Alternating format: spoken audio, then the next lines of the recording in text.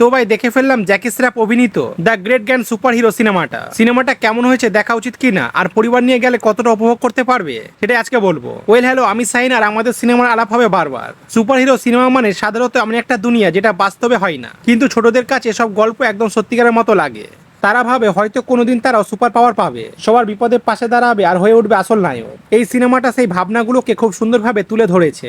গল্পের কেন্দ্রে রয়েছে এমন এক ছেলে যার বাবার চাকরির কারণে বারবার স্কুল বদলাতে হয়। নতুন জায়গায় গিয়ে বন্ধু বানানোর জন্য সে নানা রকম গল্প বানায়, আর সেখান থেকে শুরু হয় মজার সব ঘটনা।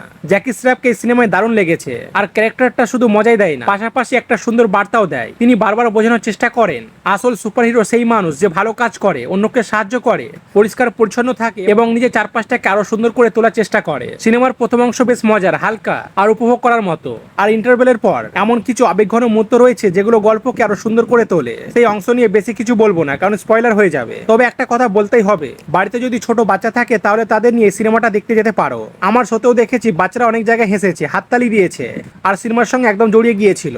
সবচেয়ে ভালো লেগেছে নাতি আর দাদুর সম্পর্কটা, খুব সহজভাবে কিন্তু মন ছুঁয়ে যাওয়ার মতো দেখানো হয়েছে।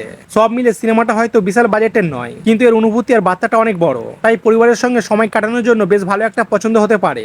আমার তরফ থেকে 5-এর মধ্যে 4, আর বাচ্চাদেরকে জিজ্ঞাসা করলে নাম্বারটা আরো বেশি হতে পারে। তোমরা কি সিনেমাটা দেখেছো? দেখে থাকলে অবশ্যই কমেন্ট করে জানাবে। তো দেখা হচ্ছে পরের ভিডিওতে, ততক্ষণের জন্য বাই।